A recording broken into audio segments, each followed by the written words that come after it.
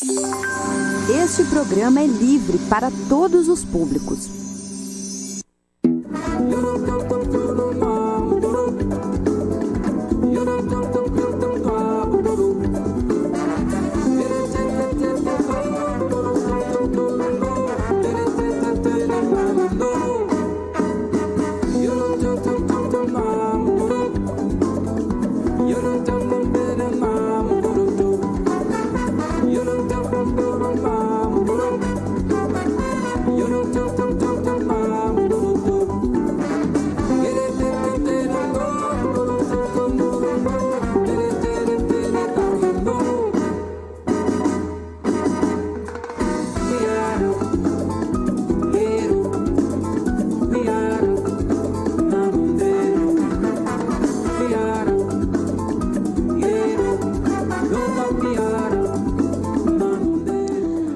Horas 7 minutos, bom dia a todas e todos, Paralelo 30 no ar, nesta sexta-feira, 24 de maio, temperatura em Rio Grande é 16 graus, sensação térmica um pouco abaixo dos 14, 13,5 é a leitura do site da praticagem da Barra do Rio Grande, umidade relativa do ar 83%.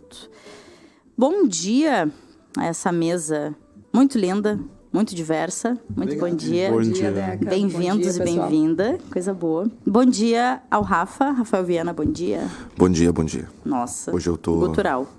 Tá difícil hoje. Tá.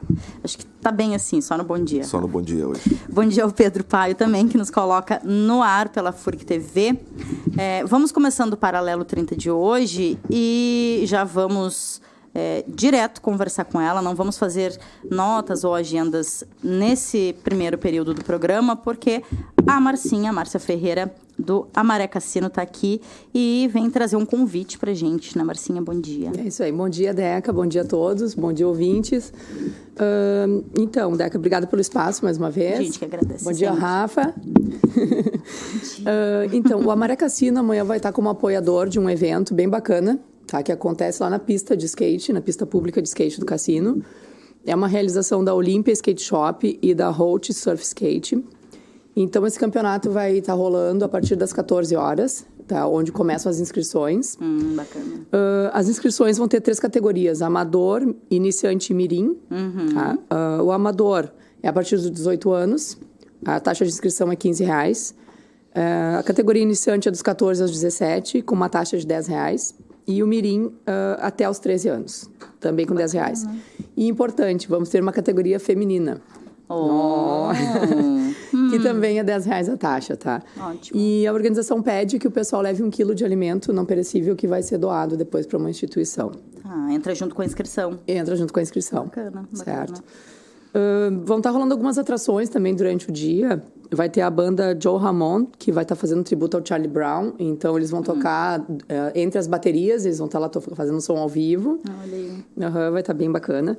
O Amaré Cassino entra como apoio, levando a Feira Hippie, não toda, né, mas um pedacinho da Feira Hippie. Então, a gente vai ter alguma coisa de artesanato, alguma coisa de comidinha ali, uns pães caseiros. Coisa boa. As cachaçinhas da Dentinho, vão estar lá presente. Vai ter bastante coisa legal. Bacana. Vai ter beer truck também, tá? E um diferencial desse campeonato é que a gente vai ter erva mate, chá e água quente liberado o dia inteiro para o pessoal, tá? A gente está com apoio aí da Erva Barão. Eu acredito que mais era isso, assim, era fazer esse chamado, esse convite para o pessoal, vamos lá prestigiar, vai estar bacana, divertido. É um programa para toda a família, né? Um ambiente seguro. A gente está com apoio, com o patrocínio da prefeitura também, né? Então, a gente vai estar com uma estrutura bem legal. Vai ter cama elástica para as crianças, né? Que é importante. Bacana. Então, leva a cadeira de praia, chama os amigos, chama a família e... E deixa eu perguntar, Diga. A partir das 2 inicia o campeonato? Isso. Com as inscrições. Tá. E tem um horário previsto, assim, segue até tal hora, não? Então, a gente está imaginando que vai até umas 21, tá? Aí vai rolar a premiação e depois disso vão ter alguns shows de rap e hip hop ali, né? Vai estar o pessoal da Vila Siqueira fazendo um som legal. Bacana. Também, o Cabelinho. Bacana. E depois disso vai ter uma festa que vai rolar lá na Onda Tropical. Tá, então, que encerrou lindo. o campeonato, vai ter aquela festa de comemoração, né? Geralmente, a galera que leva uma premiação legal também vai para lá comemorar. Ah, certo que sim. Vão ter participantes que vêm de fora da cidade para Pois eu ia participar do perguntar campeonato. isso. Tá bem. Então, vai ser uma coisa bem bacana. E vai ter nesse espaço, então, competidores, enfim, profissionais? Não, Ou só amadores? É só amadores. Só amadores. Tá bem. Né? Não vai ter nenhum profissional competindo, no caso, né? Eu posso fazer aqui uma... Pode, Tem um pode tempinho? tudo, Ai, obrigada. Eu queria falar um pouco aqui, que me veio, assim, para salientar um pouco os apoiadores, né? Porque são, assim como eu, a gente está entrando como apoio para que se realizem mais eventos, para que o cassino tenha uma vida também durante o inverno, né? Então, eu queria falar assim, ó, a ESC-RG tá apoiando, o Estúdio Hard está apoiando, o Porto Jack, Fecomércio e Sesc, né? Que são parcerias aí que colaram junto para que possa ser realizado esse evento. E a prefeitura com espaço. Com espaço, banheiro químico. Tá, com a estrutura. Com a estrutura ali, né? O pessoal aqui também da... Deixa eu achar. Cadê? Porque eu tenho os patrocínios também, né? Da MES, da Rox, da Kicks, da Watts, da Infinity, Onda Tropical, Liga Trucks. Aqui, a Rose Sonorização, que está entrando também com toda a parte de sonorização. Então, quer dizer que a gente vai estar com um som bem legal. Ah, que ótimo. E é isso aí. E como é importante ter, né, os apoiadores, os patrocinadores, porque a gente sabe que os eventos não acontecem se não tiver a verba e a estrutura, né, Marcinha? Exatamente. A gente sabe bem como é isso, bem né? como é que é isso. Que bom, que bacana. Então, mas seria mais isso, assim. Aí eu já aproveito, então, para fazer o convite para a Feira Hippie, que vai rolar no dia 8 de junho, alusiva ao Dia dos Namorados, então vai ter bastante coisa bacana. Tem Feira Hippie, edição da Feira Hippie agora no campeonato amanhã. Isso. E tem edição da Feira Hippie já dentro do calendário, que vai ser dia 8 de junho. Isso, todo segundo sábado do mês, né, Deca, tem a Feira Hippie no cassino. Esse calendário já está agendado com a prefeitura até o fim do ano. E vai acontecer aonde? Ali no Quiosque Cultural. Né? A última nós fizemos ali, a penúltima nós fizemos no multipalco, mas ali no quiosque é um espaço bacana, um espaço público bacana de ser ocupado. Acho que tem que ter mais atividades ali, mais vivências ali. E como está chegando agora o inverno, né, tá mais friozinho, a gente achou interessante também ter o quiosque como um QGzinho ali, né? Para poder fazer as vivências ali dentro. Enfim... E é um local também que a gente prestigia o cinema de calçada, que é o Cine Dunas. Então, quer dizer, a gente leva uma movimentação para ali para que o pessoal possa também estar tendo esse contato ali com o Cine Dunas, né? Perfeito. E vice-versa, porque o pessoal que vai no cinema também vem prestigiar a feira. Certo. Então, eu acredito que todo mundo sai ganhando com isso, assim. É isso, tem que pensar de forma coletiva. Cada vez mais. É isso aí. Muito bem, Marcinha. Muito obrigada. Nós agradecemos muito, viu? Então, amanhã, a partir das 14 horas, aguardamos todos lá. E vamos passar uma tarde bem feliz, bem contente, de muita energia positiva. Vamos sim, e o Carlos quer se inscrever. Chega pertinho do microfone, Carlos. Não, eu... Chega pertinho, por favor. Carlos Machado, bom dia. Bom dia.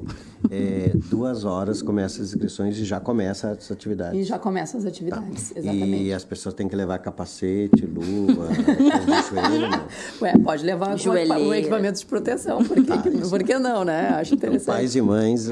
É importante. Mas um profissional que nem tu no skate vai levar capacete por quê, Carlos? Olha isso, Carlos. Para dar o exemplo dos que estão iniciando. Pronto. Muito bem. Aqui, ó. Não é? Cara, tô indo pra farinha e tá voltando pro bolo justa, já. Aqui, ó. Então tá muito certo, bom. Gente. Marcinha, nosso agradecimento, viu? Por vir aqui divulgar e também sempre por estar participando dessas frentes todas que a gente precisa, né? Cada vez mais de espaços assim para expressão, manifestação cultural, que obviamente são espaços de resistência. Então, que legal. Nosso agradecimento, viu? Eu que agradeço muito a vocês. Obrigada aos meninos aqui pela companhia e um ótimo programa. Muito obrigada. A gente vai chamar uma música, Rafa, para fazer só essa transição, ajustar as câmeras, e já voltamos com a edição do mês, com o Observatório dos Conflitos, que em função do feriado não tivemos esse mês, e agendamos com Carlos para hoje. Na volta ele explica, apresenta a pauta, convidados, pode ser? Então vamos ali. Explicaremos. Jura que explica? Então tá bem. Então, então tá bem. Rafinha, pode soltar o som.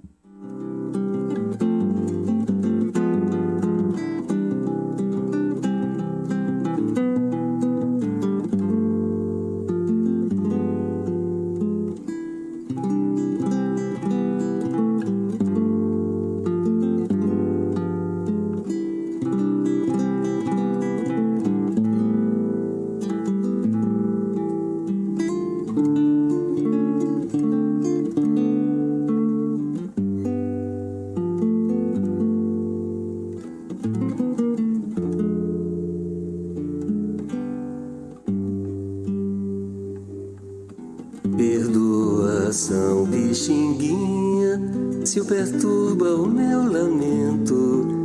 Não é esse o meu intento, não desejo incomodar. Se o seu lamento tem melodia divina, o meu tem a tristecina da tristeza transporta.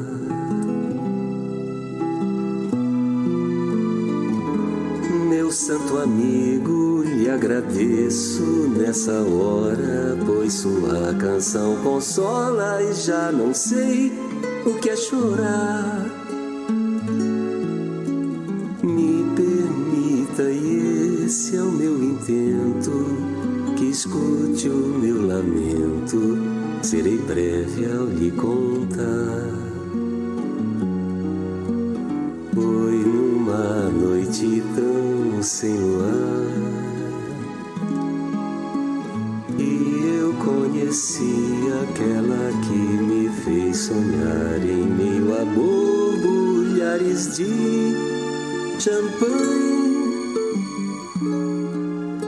sons de melodias pelo ar e aquela imagem que eu seguia o tempo todo com o olhar.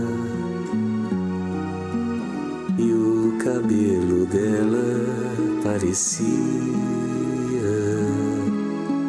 que resplandecia a luminosidade do lugar em meio a brindes de champanhe.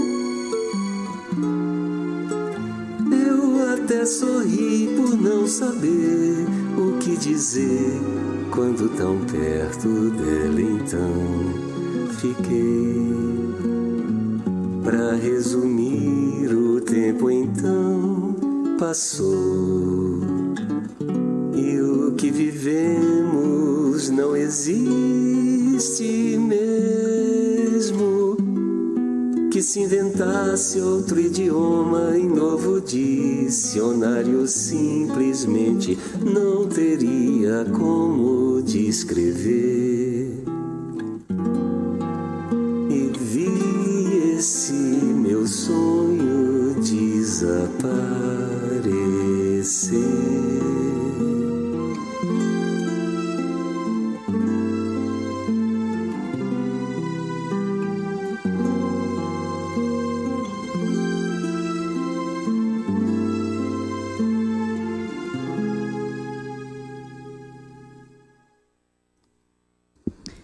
Onze horas e 20 minutos, retornamos então, agora sim, abrindo o tema da mesa de hoje. O programa é a edição com o Observatório dos Conflitos do Extremo Sul.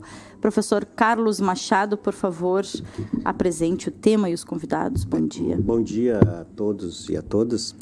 O programa, a atividade da nossa conversa aqui, o foco, digamos assim, é uma atividade que realizaremos na semana que vem, na quarta-feira, relacionada numa atividade que o Movimento dos Trabalhadores Sem Terra organiza no Brasil, periodicamente, nas universidades, junto com apoiadores da luta pela terra, da possibilidade da construção de um mundo melhor, inclusive no campo e na cidade, que é a Jura, chamada Jura, que articularemos na FURG, né? Vamos dar detalhes daqui um pouquinho mais dessa atividade, na quarta-feira, a partir das 18 às 21, fazendo um debate sobre a questão agrária, da contaminação e da mineração aqui em São José do Norte. Uhum. Então, o professor Marcelo Cafruni, do Direito, vai depois nos comentar mais detalhes sobre a questão da luta pela terra, do MST. O Ramsés, que é mestrando aqui da Educação Ambiental, que vai fazer uma pesquisa sobre a contaminação e todo o evento que aconteceu no Hermenegildo, né? Os ouvintes e teleouvintes também, né? Também. Os ouvintes se lembram, os mais idosos, e para a gente fazer um link com essa ultra, super contaminação que nós vivemos há décadas aqui e agora com o agravamento a partir da liberalização imoral absurda do governo atual, né? E tem depois alguns comentários que a gente vai fazer em relação a questão da continuidade da luta, mas daí no final a gente coloca, seja do dia 30, das preparações que vamos ter e também do evento do observatório que nós vamos lançar, o 3º volume do livro do Observatório dos Conflitos, dia 7/6, daí depois a gente vai fazer um pouco mais de divulgação, mas já aproveitando aqui, e também o lançamento do livro do Bruno, o Bruno já veio aqui, que estudou 2 comunidades autogestionárias, uma inclusive dentro do próprio MST, lá da região norte do país, que é Pachamama, uma região do pessoal libertário dentro do acampamento do MST e também aqui da Arca Verde. Então, o central da nossa atividade, como eu estava falando, é a questão da jornada universitária de luta pela reforma agrária e imediatamente a gente já começa a falar sobre isso. Muito bem. O professor Marcelo Cafruni. Bom dia. Bom dia. Bom, eu queria primeiro parabenizar, né, o Paralelo 30 por abrir esse espaço importante, assim, né, no tema do Observatório dos Conflitos que o professor Carlos coordena aqui na FURG, né, e agradecer o convite de vir hoje comentar essa atividade que a gente está construindo conjuntamente, né, alguns professores e alguns estudantes da FURG. Bom, a jornada universitária de luta pela reforma agrária é uma proposta, né, dos movimentos do campo de já há alguns anos, há 6, 7 anos, de trazer o debate da reforma agrária para dentro das universidades, né, pensando que a produção de conhecimento também é pautada, assim, né, pelas noções mais gerais que a sociedade tem em relação aos temas do campo e a noção, né, que se tem de que a reforma agrária é uma agenda ultrapassada. Isso é muito comum de se dizer, né? E até é importante comentar, tem uma pessoa que eu acho bem importante no debate teórico sobre o tema, que fala da monocultura do pensamento também, né? Que a gente, às vezes, acaba reproduzindo assim, uma noção de latifúndio nas comunicações e de monocultura do pensamento e tal. Então, a gente pensar a questão da diversidade no campo e pensar a possibilidade de ter uma vida digna no campo, né? A gente, aqui na FURG, então, decidiu apresentar o tema como luta da terra, alimentos sem veneno ou contaminação das mineradoras. Então, a gente pensar de relacionar que a produção de alimentos no Brasil, que a gente consome, 70% é produzida pela agricultura familiar. Sim. Né? De que o latifúndio e a monocultura, ela produz pouco alimento para a gente. Né? A principal produção de feijão, de arroz, é feita, né, pela agricultura familiar. E dos vegetais, enfim, todos os legumes que a gente consome todos os dias. Então, essa questão de pensar isto numa lógica que seja também econômica, social e ambiental, né? Que a gente possa produzir alimentos melhores e não contaminados. Eu estou procurando aqui, achei. A gente tem, sobre essa questão, né, enfim, dos agrotóxicos, a questão da contaminação das mineradoras. A gente tem, infelizmente, acompanhado muitas notícias assustadoras, nada positivas, né? E a última, pelo menos que eu tive acesso, eu estava buscando aqui, que o governo libera, então, registro de 31 novos agrotóxicos, e todos considerados perigosos ao meio ambiente, né? 13 altamente ou extremamente tóxicos. E aí, junto com isso, fiz aqui o resgate, acho que eu não tinha chegado a comentar isso com o Carlos em algum observatório, mas lembro que trouxemos a notícia aqui, né, Rafa, de uma pesquisa que saiu sobre a qualidade ou a contaminação, grau de contaminação das águas dos municípios, e que Rio Grande, infelizmente, é um dos municípios que está no grau máximo, que tem a contaminação de todos os agrotóxicos identificados, né? Alguns municípios um pouco menos, mas Rio Grande está no grau máximo. Aí trago essas duas questões para trazer para a questão da conjuntura, que obviamente tem a ver, né, com o tamanho da importância da participação das pessoas nessa atividade, em todas as outras atividades que vierem a acontecer, porque por vezes nos parece distante, né? A gente lê aqui, ou os convidados vêm falar da atividade, e para algumas pessoas pode parecer distante, tá, mas eu não, tá, MST, né, agricultores, não, mas eu não me encaixo nessa situação, mas eu como alimentos, né? Quem não come, quem não bebe água não usa, né? Por favor, Marcelo. Não, de que a gente precisa compreender que a gente está sendo contaminado de diversas formas. Acho que essa é uma questão bem importante. Pelo ar, pela água. Nessa pesquisa bem importante da Fiocruz, né, falando do grau de contaminação das águas, enfim. Mas, especificamente na questão alimentar, é importante dizer, né, que a maior produção orgânica de arroz do Brasil é realizada por assentados da reforma agrária. Então, o tema da reforma agrária e, né, de respeito à agricultura familiar, do financiamento estrutural, né, da alimentação, é fundamental para a questão da saúde, né? O aumento de índices, por exemplo, de doenças relacionadas aos agrotóxicos é bem relevante. Aqui no estado do Rio Grande do Sul, a gente tem uma agricultura intensiva bastante forte, que utiliza muitos agrotóxicos, né? O fato de Rio Grande estar dentre as cidades com tal alto grau de contaminação tem a ver também com questões geográficas, porque a gente recebe aqui, eu queria pedir a ajuda de vocês para identificar, mas a gente recebe águas aqui que vêm de rios com alto grau de contaminação. O Gravataí, o Sinos, o Jacuí, né, o Caí, todos eles desaguam de alguma forma no Guaíba. O Camaquã também entra na Lagoa dos Patos e aí chega até aqui. Então, como é que a gente evita isso? Bom, tem várias formas. Uma delas é de pensar a produção de alimentos livres de veneno, livre de agrotóxico, que o setor agrícola gosta de chamar de defensivo agrícola e usar outras expressões para afastar a questão que é do veneno mesmo, que é o que a gente acaba consumindo na produção de tomate, alface, enfim, quando feita em larga escala. Né? Sim, sim. 11h29, vou pedir para o Rafa fazer uma proposta para a gente não chamar intervalo, Rafa. Pode ser? Porque a gente segue na pauta e tomamos menos tempo do programa. Pode ser assim?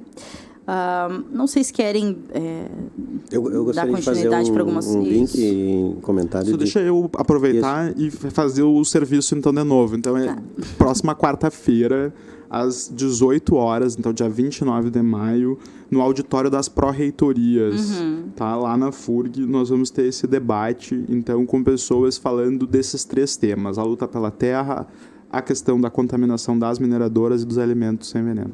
Então, sobre essa questão da contaminação, também já constatado e feito por uma pesquisa aqui do Marlon, na educação ambiental com pescadores artesanais, de que os arrozais aqui da região de Tavares, Mostardas e inclusive São José do Norte mesmo, não só a contaminação como também a destruição das matas, contribui não só para envenenar os peixes, né, como também restos, resíduos, etc., que acaba contribuindo para o próprio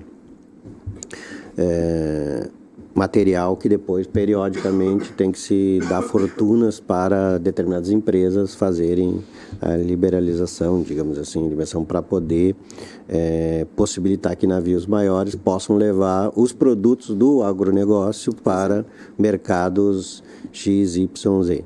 Né?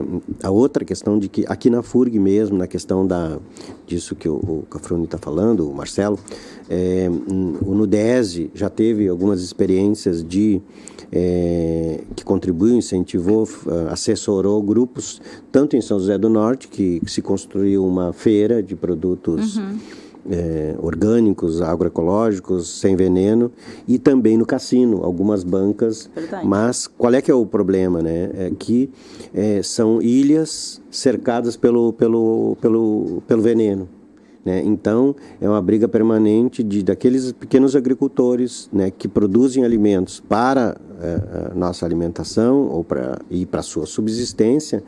Eles acabam sendo contaminados por esse veneno, que inclusive, um dos temas da nossa conversa ali, a Frente Gaúcha para Alimentos Saudáveis, que uma das motivações principais foi desse novo veneno aí, que está um escândalo no Rio Grande do Sul, que é o 24D, se não me engano o nome é exato, né? De que, inclusive, pequenos e médios agricultores estão perdendo a sua produção, né? A Valduga é uma das que está na linha de frente do comitê em luta contra esse veneno, porque eles perderam uma quantidade enorme de parreirais em função desse veneno, né? Então, é a mesma analogia que eu estou fazendo, ou seja, outros venenos que são utilizados acabam contaminando alimentos de pequenos produtores que não usam veneno. Sim. Né? Eu posso só... o Carlos falou do Nudese e lembrei aqui, acho que até posso... não sei, lançar essa pergunta, não necessariamente vocês vão saber responder, mas lembrei de um espaço, né? Espaços em Rio Grande onde a gente possa adquirir alimentos sem agrotóxicos, que acho que para grande parte da população essa informação ainda é extremamente necessária, né? As pessoas ficam sem saber para onde ir. Aonde eu busco? Se eu for na feira do produtor, no cassino, né? Um dos exemplos que tem, sim, alimentos orgânicos. Então, se eu for lá, todos os alimentos lá são orgânicos? Não. Né? Então, a gente precisa saber essas informações. E lembrei do Armazém da Economia Solidária, na Visconde de Paranaguá, número 24. Fica junto ali ao CCMAR, né? Na esquina do Hospital Universitário, que é um espaço que vende produtos vindos do MST, e, enfim, de outras frentes, mas que tem essa, como premissa, como objetivo principal, produtos da agricultura familiar, né? Não sei se querem colocar outras frentes ou até sugerir, né, para que não só o município na sua gestão, mas que a gente consiga se organizar dentro de uma rede, fortalecer essa rede, na verdade, que já existe, para que as pessoas possam cada vez mais cuidar da sua saúde, porque está cada vez mais preocupante, né? Bem rapidamente, assim, é importante dizer que a gente precisa pensar nas cooperativas de consumo, com certeza, assim, de como é que a gente difunde informação sobre o acesso a esses alimentos e tal, mas também tem essa questão mais estrutural, porque se a gente não combate o uso de agrotóxicos de forma tão disseminada, e essa informação que tu deu, eu estava também lendo sobre isso hoje para vir para cá, né, que a gente teve 160 novos agrotóxicos autorizados este ano, né? Sim. Então, em 5 meses... foram os últimos. Os 31 foram agora os últimos, do dia 21 de abril. Isso. Mas, então, ao todo, são mais de 160, que é mais do que nos últimos, do período de 2010, 2015, que haviam sido autorizados, né? Então, é uma disseminação bem grande. Mas, então, eu dizia, de um lado, a gente precisa... sim, difundir informação. E, bom, pensando a partir do direito e da questão ambiental, assim, né, existe uma ideia de direito à informação do consumidor, né, e que a gente talvez pudesse também exigir cada vez mais que o conjunto da cadeia de distribuição desses alimentos e de produção desses alimentos pudesse trazer as informações sobre quais agrotóxicos estão sendo utilizados, né? Isto certamente geraria algum tipo de reação.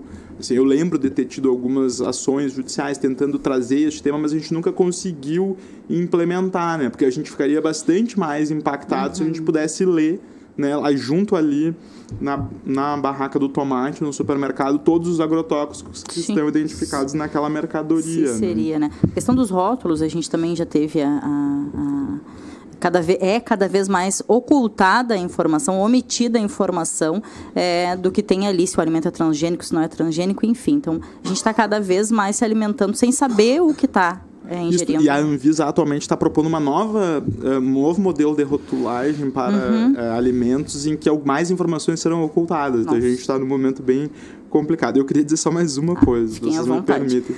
que é a questão da produção de mel e da vida das abelhas, né? O Rio Grande do Sul é bastante... É um grande produtor de mel e as abelhas são elemento-chave para vários alimentos, assim, né? Então, agora, nessa terça, dia 22 de maio, né, foi aprovada a frente parlamentar em defesa da apicultura e da meliponicultura, né, na Assembleia Legislativa. Então, e também houve uma representação no Ministério Público Federal, que é um tema que, bom, para mim é importante que a gente também consiga levar para o Ministério Público, né, o tema da mortandade das abelhas aqui no estado, que tem um impacto bem importante na nossa vida. Tem, né? Porque a mortandade das abelhas não significa apenas não vamos ter mais mel. Porque as pessoas também não têm esse conhecimento.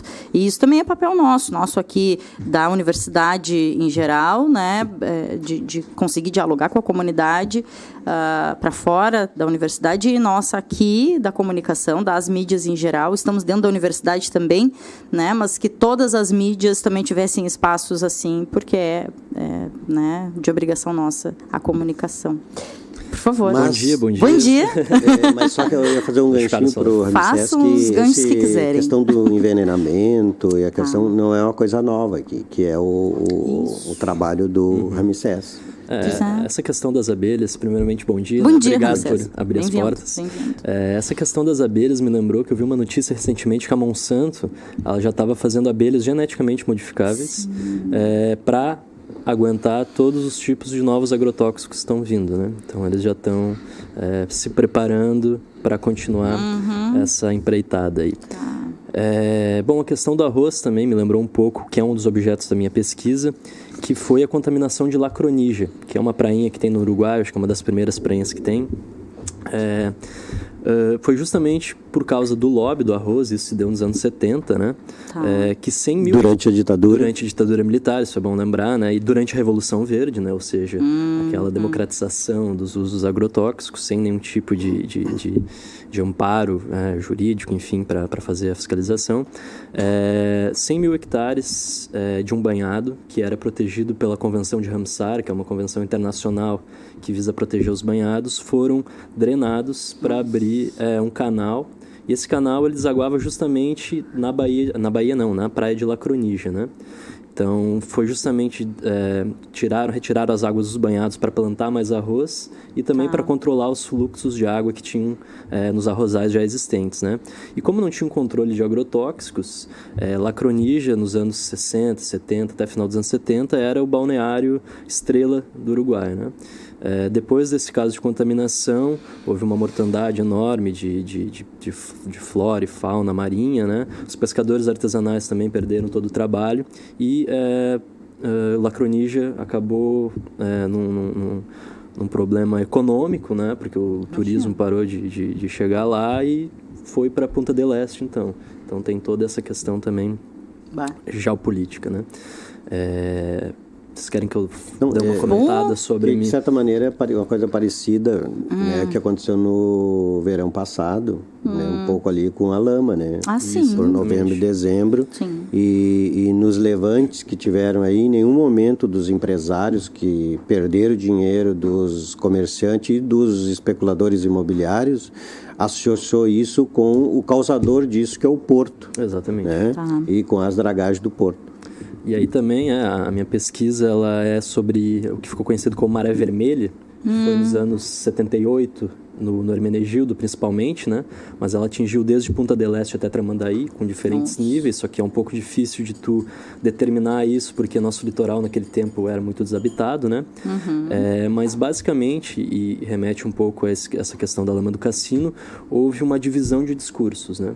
Houve o pessoal que defendia que era um caso natural, ou seja, um caso típico de maré vermelha, né, com a reprodução desenfreada de algumas algas tóxicas.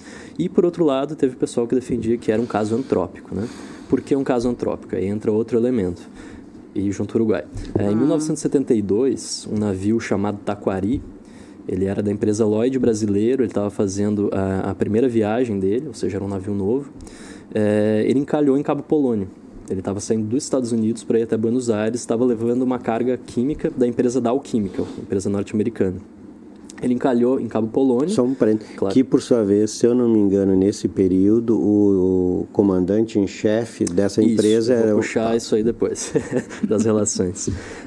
Ele encalhou em Cabo Polônio e, em 1978, um dia antes de ocorrer a tal da Maré Vermelha, que diziam que era um caso natural, ele naufragou. E no que ele naufragou, rompeu o casco dele e toda aquela carga saiu boiando. Tanto que tem vários relatos dos moradores, né, que avistavam aqueles cilindros. Né? Tanto que a própria Dow Chemical enviou um pedido para a Secretaria Especial de Meio Ambiente para que emitisse um alerta para os moradores que, se vissem aquelas cargas boiando, eram para eles entrar em contato. Né? Isso nos leva, então, também a pensar algumas relações. O próprio papel da universidade nessa questão de emitir laudos, que parecem sempre uma coisa meio tortuosa, meio nebulosa, né? A própria questão agora da lama do cassino, né? Em 72, quando o Taquari encalhou, o Golbery, que é um dos personagens central aqui da nossa história, o Golbery de Couto Silva, né? Sim. Ele era vice-diretor da empresa Dow Chemical. Tá? E em 1978, quando ocorreu a Maré Vermelha, e que inclusive o Estado, a ditadura militar, eles estavam do lado do discurso que defendia que era uma causa natural, o Golbery era chefe do gabinete civil da presidência. Ou seja, isso nos leva a crer que talvez, hipoteticamente, né, não estou afirmando, o Golbery e a ditadura militar em geral, porque o Uruguai também estava numa ditadura militar, né, sobre o amparo da Operação Condor, né, existiam então interesses que tanto podem ter, e essa é uma das nossas hipóteses, contribuído, influenciado nos laudos que ocorreram, que defendiam que era uma causa natural, né? Alguns setores hegemônicos da FURG, por exemplo. Por outro lado, também existia o pessoal da toxicologia, da UFPEL, do Centro de Toxicologia da UFPEL, que tinha o professor Milton Guerra, que eu acho que ele era da HPAN até, inclusive, né? Que fizeram várias pesquisas das amostras da água e viram que existia um alto índice de mercúrio e outras substâncias que uma maré vermelha típica não produz. Né? Até um biólogo também que já tinha feito ele era especialista em maré vermelha, ele falou, não existe esse tipo de elementos na água quando ocorre a maré vermelha, e muito menos o desprendimento de gás tóxico. Isso veio acompanhado, não foi só uma contaminação hídrica, né? Foi uma contaminação atmosférica. Tanto que tinham alguns trabalhadores trabalhando na ampliação, na construção dos moles da Barra do Chuí, e 2 deles morreram 10 dias depois da tal contaminação, e um faroleiro, inclusive, também da Barra do Chuí. Só que isso foi abafado, obviamente. Né? E também há vários relatos, né, do pessoal da UFPEL, do Centro de Toxicologia, o pessoal da HPAN, que em meio a audiências públicas e reuniões existia um ar muito tenso, né, um ar hostil. Tanto que chegou ao ponto do professor Milton Guerra, numa reunião, falar, eu vou largar as pesquisas porque tá tendo muita pressão aqui, eu tô com medo de que a minha vida comece a correr risco, né? Então, você vê que existia toda uma atmosfera propícia, né, a influenciar as pesquisas, e também porque o Golbery ele fez um alto lobby para a fundação da FURG, então é de se pensar que a FURG tinha essa coisa de troca de benefícios, né? Então, mais ou menos é isso, né? É pegar um caso histórico para tentar incitar uma reflexão sobre o papel da universidade, né? Sobre o papel do Estado, né? Quem legitima a universidade, quais são as áreas porque alguma área é mais legítima do que a outra para emitir uma pesquisa ou não, porque determinados setores têm mais influência ou não. Então, é basicamente isso. Mas tá. É interessante que o Soler, quando esteve aqui, acho que um mês e pouco atrás, acho que foi por aí. ele falou de um documento que o Centro de Estudos Ambientais, que eles conseguiram com a Arena, com o representante da Arena aqui, secreto, confidencial, que agora está na biblioteca, né? Tem na nossa biblioteca exemplar ali, tinha uma pesquisa que tinham feito sobre a contaminação aqui na região. Né? Que é bem nesse período aí, fim dos anos 70, anos 80, meados dos anos 80, quando o Centro de Estudos Ambientais estava se constituindo, e daí as lutas ali conseguir esses materiais. Mas a questão é grave, é séria, e não só da contaminação atual, né? Que o Cafrune está falando aqui, e a jornada da luta pela terra, e a gente está querendo associar essa ideia, não é apenas a luta pela terra, mas é a luta por produção de alimentos saudáveis, né? Também no passado já ocorreu, ou seja, não é uma coisa nova, vem essa articulação entre ditadura, países, né, os próprios venenos que utilizaram no Vietnã depois transformaram aí para produzir mais, né, mas a qualidade desses produtos questionáveis, por isso a questão da Frente Gaúcha em defesa de alimentos saudáveis, né, e a questão do veneno está intimamente articulada, na minha opinião, junto com o monopólio da Vandana Shiva, né, ou seja, o monopólio da terra se associa ao monopólio mental. Né? Ou seja, a agricultura, a monocultura, ou seja, o mono, é também o pensamento único. Né? O pensamento da verdade única, o pensamento do ditador único, o pensamento do... Né? E assim por diante. E do adoecimento e do remédio que cura, lembrei não sei em que pé tá, a fusão Bayer, Monsanto, e também tem toda essa relação, né? E quero só largar mais algumas coisas para vocês. Uma delas tu falou no Soler, e eu até achei que ele tinha enviado, o Soler enviou aqui enfim, acho que é um documento, até passo para o Carlos dar uma olhada, mas foi um pouco antes da gente começar o programa, não sei se ele já sabia que estariam aqui. Tá, e aí deixo para o Carlos se quiser trazer a contribuição. Uma pesquisa que mais recente, que é 2013, do camarão, dos metais pesados nos camarões consumidos na cidade de Pelotas. Isso. Né? É feito pelo Pinto, Irdes e Sanches, publicado aqui numa revista internacional. Né? Daí tem todos os dados aqui na Lagoa dos Patos, da Mirim, etc, etc. Fala até do exoesqueleto também ali, né, da pesquisa feita, que tinha os metais, foi encontrado né, os metais até no exoesqueleto dos animais. Isso, na banca do Soler, inclusive o professor Alten trouxe alguns dados e comentou sobre isso. Bacana. Mas que pegando esse gancho aqui, que é o nosso aqui, né? Não sei se os ouvintes se lembram do navio que afundou aqui com produtos químicos aqui na Lagoa. Tá. Né? E esse material todo é o Bahamas. Né? Durante um período bastante grande, ficou proibido, entre aspas, a pesca. Né? Aqui e a gente acabou consumindo, está consumindo, né? Então, se eu pensar tentando articular as três coisas, e a questão da mineração, para não deixar, também. Que então nós já temos no passado, já temos no presente, e poderá ser a destruição completa da região, não só de São José do Norte, não só Rio Grande, né? Mas porque é sério, né? A contaminação dos peixes constatado seja pelo Vinícius, seja por outros pesquisadores ali do observatório na Lagoa Mirim, em função dos venenos do agrotóxico das plantações de arroz, é absurda, é imoral. E a publicização disso, a denúncia disso e o que fazer? Né? O que fazer, que nós estamos conversando, a organização do evento.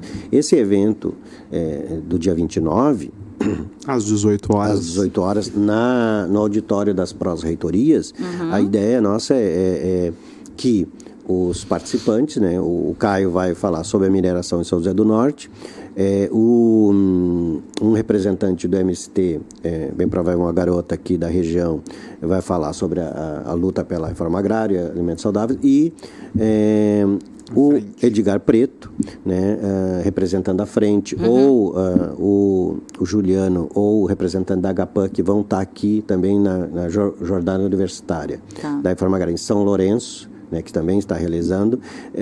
Os 3 ou 2 deles vêm para cá para participar. E a nossa ideia é conversar sobre isso e pensando, lendo meus pensamentos, a ideia que a gente está pensando, mas e o que vamos fazer? A ideia nossa é conversar com os participantes, daí todos que estão ouvindo, que inclusive têm esses empreendimentos, que sabem desses empreendimentos, e a gente construir talvez uma comissão, um grupo, para ampliar as discussões disso no outro semestre. Inclusive, essa ideia tua de um levantamento de espaços, lugares, de produtores que produzem, né, alimentos saudáveis, sem veneno. Pode ser uma ideia interessante de como a gente ampliar isso, inclusive publicizar e inclusive conquistá-los para discutir, né, o próprio futuro de Rio Grande do Sul. O pessoal do Nudese deve ter, certamente tem, né, mais informações nesse sentido, uma possibilidade de um mapeamento, né, mas porque fico pensando, sei que em outros lugares, né, no país, por exemplo, tem a cesta básica do MST, e tem, em alguns lugares, tem como adquirir. Aqui em Rio Grande, sei que algumas pessoas se organizam em coletivos para conseguir comprar e fazer.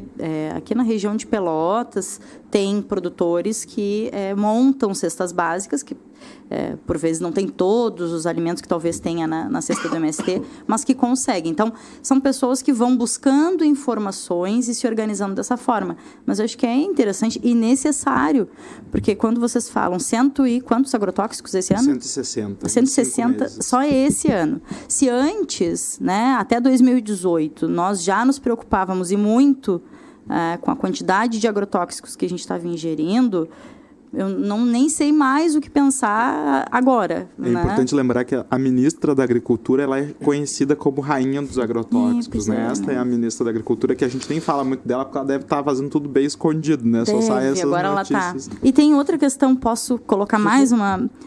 Lembrei, não sei em qual dos momentos da tua fala, mas lembrei da questão da política ambiental. Né? A gente já falou outras vezes aqui, né, Carlos? Não é uma luta de agora, há muitos anos isso é pautado, só que eu estou com só uma manchete dessas pérolas de agora. Estação ecológica que Bolsonaro quer transformar em Cancún brasileira é refúgio de espécies ameaçadas. Junto com isso, ontem vi que a denúncia, o processo, o inquérito, enfim, que havia contra ele, porque esteve e cometeu um crime numa reserva, foi arquivado e, pelo que eu entendi, não sei qual órgão competente, mas diz que prescreveu. O IBAMA. O IBAMA diz que prescreveu. Enfim, né, já era bastante preocupante até dezembro de 2018. Já era, sempre foi. Né? E nestes 5 meses que temos agora, é algo surreal, né, o que estamos vivenciando. E por óbvio que o aumento de agrotóxicos tem a ver com a política ambiental. Né? Vi também sobre as hidrelétricas, que ele disse que levava cerca de 10 anos para uma liberação, 3 meses está ótimo. Então, são coisas que...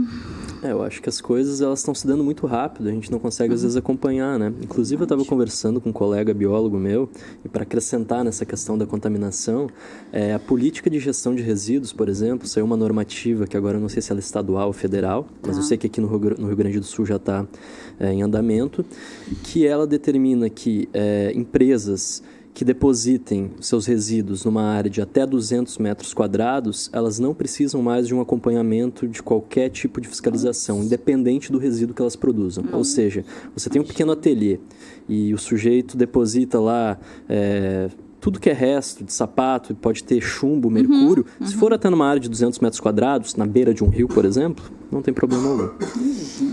Tem toda uma questão do descarte também, né, relacionado aos agrotóxicos, porque a gente não tem...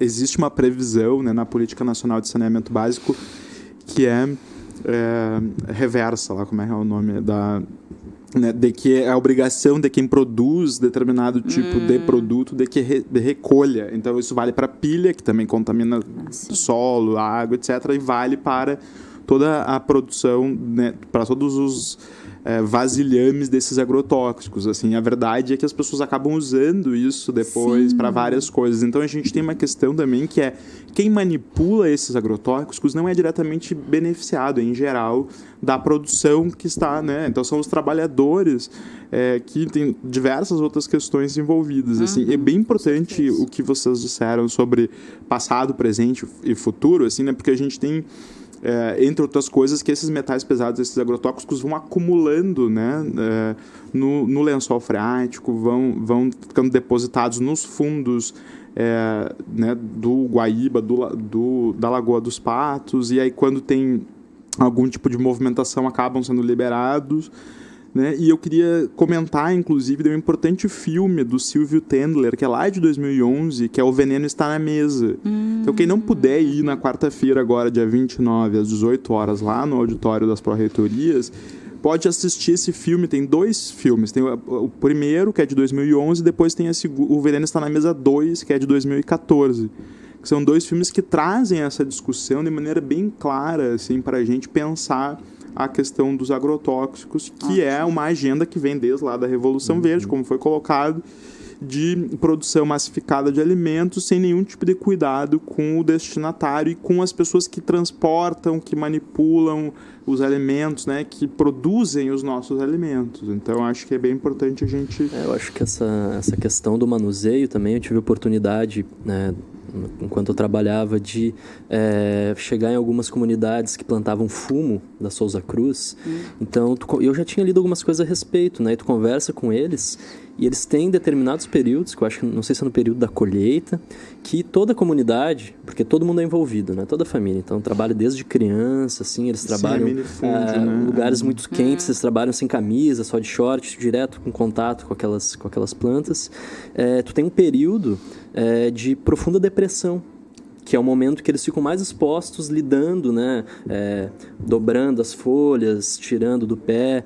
Então, é típico, assim, né? Tu conversa com eles, eles sempre apontam aquele período de 2, 3 meses de profunda depressão, justamente por causa desse mau manuseio, né? Então, a questão, enfatizar aqui, e daí eu em parte, não respondendo a tua questão, mas colocando de que tem essas questões pontuais da luta contra o envenenamento dos alimentos que a gente está comendo, a luta contra a mineração aqui, que o Caio, o Sérgio, o Man, o Galtério e outros, a comunidade de São José está lutando. Por quê? Porque um dos argumentos centrais é isso aí, que vai contaminar o lençol freático. Tem algumas regiões que é 2, 3 metros, menos até, tanto da lagoa quanto do oceano. E temos que nos mobilizar para pensar isso para a nossa região. A outra questão maior, que eu acho que é a questão do governo e essas políticas todas, é daí uma luta muito maior que nós estamos convidando aqui, envolvidos e discutindo, que é no dia 30, né, o Sindicato dos Professores tem uma assembleia na segunda-feira para decidir sobre isso, mas independente de qualquer coisa, haverá atividades. O próprio... O escritório modelo da FURG vai estar no dia 30 na rua apresentando o seu trabalho, então dizendo, bom, o que a FURG faz. Ótimo. Né? Ótimo. O PIBID, certamente, por causa que é o corte de verbas, né, de 7, poucos bilhões, agora liberaram ontem de manhã para ver se paralisa, então não é só dia 30, e a greve geral no dia 14, ou seja, as questões são tão absurdas, por exemplo, essa questão de liberar fuzil automático leve, o FAL, né? Para cidadãos comuns, que na verdade não era para cidadãos comuns, é para os assassinos do agronegócio, né? Ou seja, no campo. Para as milícias. As milícias, na verdade, eu acho que era mais para. Elas já têm. Para regularizar. Regulamentar os amigos deles que trabalhavam tudo no gabinete do Bolsonaro. Então, daí é uma questão. Vamos ter que juntar tudo. Não os que. O Supremo e aqueles lá do golpe. Não, vamos juntar todos os que lutam contra o envenenamento, contra as mineradoras, os trabalhadores, os pequenos comerciantes, os pequenos negócios, os que se dizem democrata progressista, para barrar esse governo e as atrocidades que estão fazendo. Porque, na verdade, nós estamos destruindo o país do ponto de vista político e econômico e colocando sob o capacho serviçal dos norte-americanos. Esse é o projeto. Essa é a questão, uma das questões centrais que nós temos que considerar. E não falamos das companhias aéreas que agora... E é isso que os...